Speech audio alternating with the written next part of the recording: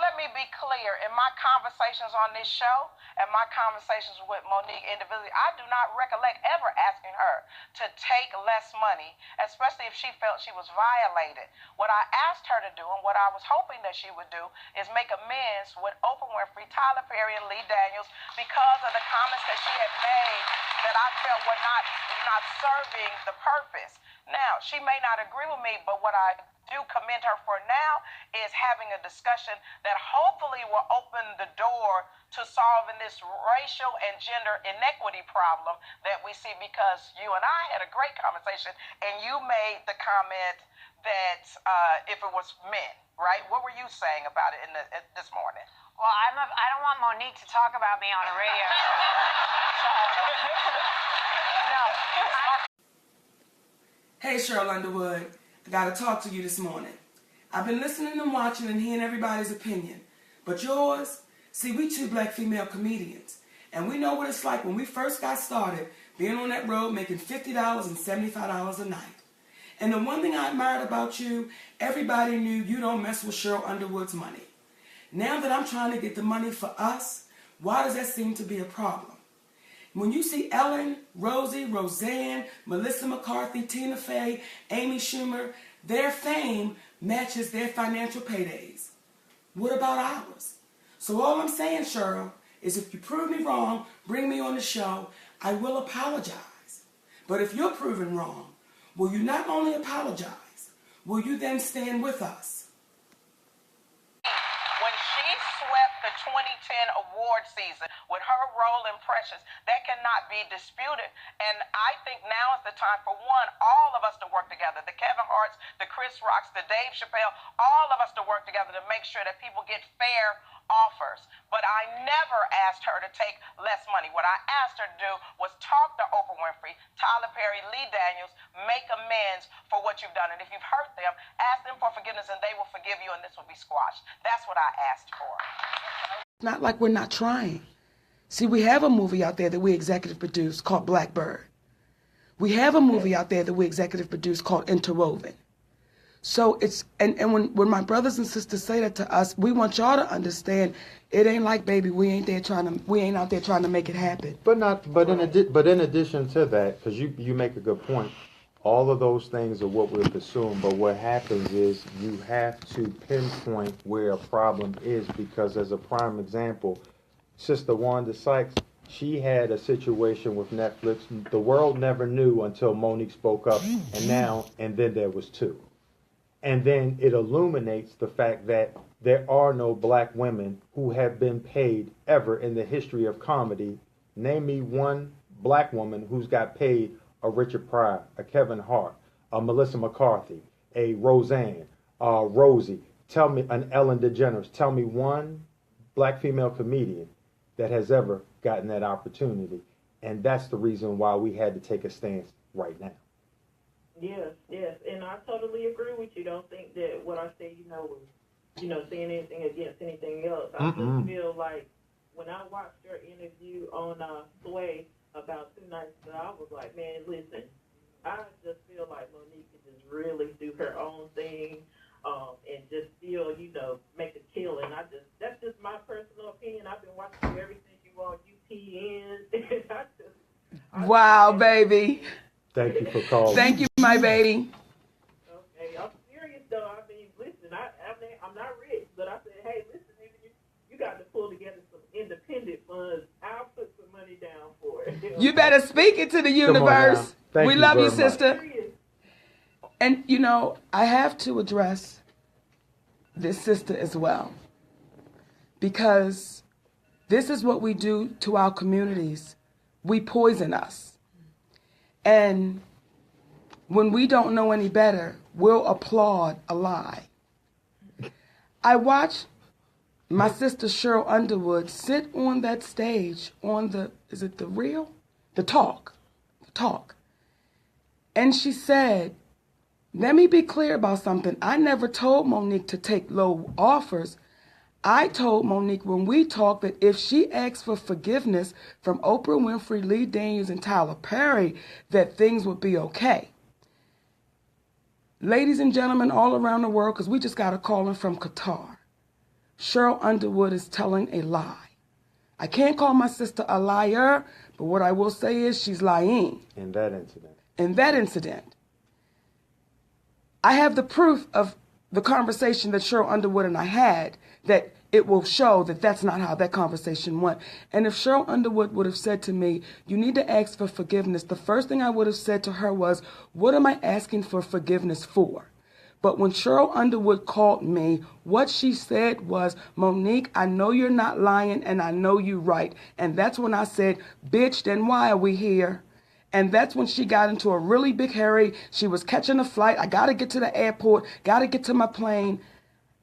That sister sat on that stage, and not only did she lie to the world, she lied to the sister sitting there in front of her. And when you have women applauding a lie, that's how we poison our community. Now, it's awfully strange that the sister that everyone is calling so wrong, Steve Harvey, Sheryl Underwood, why won't they have us on the show to look us in our eyes and say, this is what you've done wrong? But what they'll do is be cowardly, and they'll speak it in a segment. They'll get the applause and say, phew, I dodged that goddamn bullet. Because they both know, if me and my husband were to come sit face to face with them, it'd be a different kind of story. So we have to, y'all, unite in just what's right. We got to do that. And when we look at that, like the conversation that you had with Sister Sheryl, what's disappointing is, again, you're fighting for them to be able to go to a Netflix or go somewhere and get a fair wage. It would be one thing if we would be saying, we just want it for her, and Dave shouldn't get it, and Chris shouldn't get it, and this person shouldn't get it. Why? No, we're saying all of the individuals that receive what they receive, come on now, give them that props. Give it to them. All we're saying is, when a black woman is involved in a scenario, why can't she get her props? Why is that difficult? Why is it that, and you pointed it out earlier, why is it not a disruption that Amy Schumer received 13 million or 11 million and it becomes a disruption because she didn't get more, but now Monique should shut up because she asked for more than $500,000? And that's what we've been taught in the history of black women in this country. Black women? I'm sorry. I'm right, baby. Correct me, Daddy.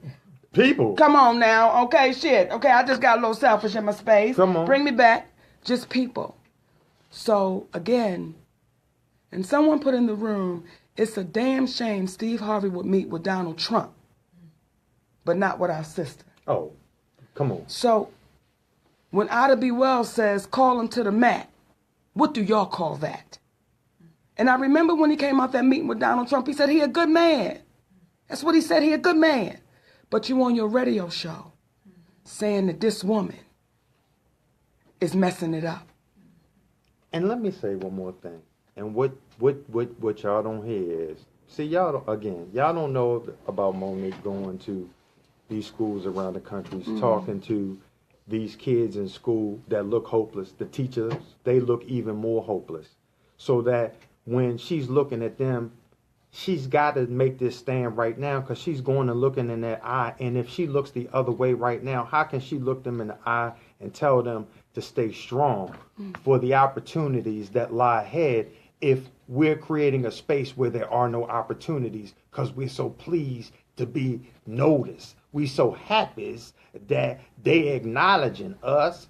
You was kind. You is smart. And you was important. And because of that, we ain't got to pay you no money because y'all take compliments instead. Come on, and some oxtails. And some oxtails. Remember them niggas tried to pay me oxtails one time, Daddy? We've been having to fight all of our lives in the damn early 90s. Ain't got the money after the show. This ain't no new shit. It ain't new. We just standing there. Let me tell y'all, I'm going to take y'all all the way back. See, this ain't no new shit got for 2 minutes. Come on. This little fat black girl from Baltimore and this little black boy from Baltimore. Come on. In the 3rd fucking grade at Woodmore Elementary School, I had a teacher named Mr. McKinney. Now, we're in the 3rd grade. How old are you in the 3rd grade? I don't know. You young, right? 6, 7. You about 6, 7, okay? I'm in the 3rd grade. We have black children and white children in that 3rd grade class. Mr. McKinney separated the class. He put all the white children on one side and all the black children on another side. He gave all the white children puzzles and coloring books. He told them, y'all go ahead and play. He then came over in front of us and said, I'm going to teach you how to speak correct English. I raised my hand. He called me Montague. For whatever reason, his ass could not say Monique. He said, yes, Montague. I said, Mr. McKinney, it's Monique. He said, well, yes, Monique. I said, why did you separate the class? He said, because I'm going to teach y'all to speak correct English. I said, well, before you do, can I go call my father? Why? He said, why are you going to call your father? I said, because they talk worse than we talk. So something is wrong. Mr. McKinney then said, class, come back together and we all fucking colored. Now, baby, I don't want y'all to think I'm just no new freedom fighting bitch. Come on. I've been a freedom fighting bitch since freedom fighting had freedom fighting since freedom fighting. And there it is. Okay. Take us home. I'm going to take us home, Daddy.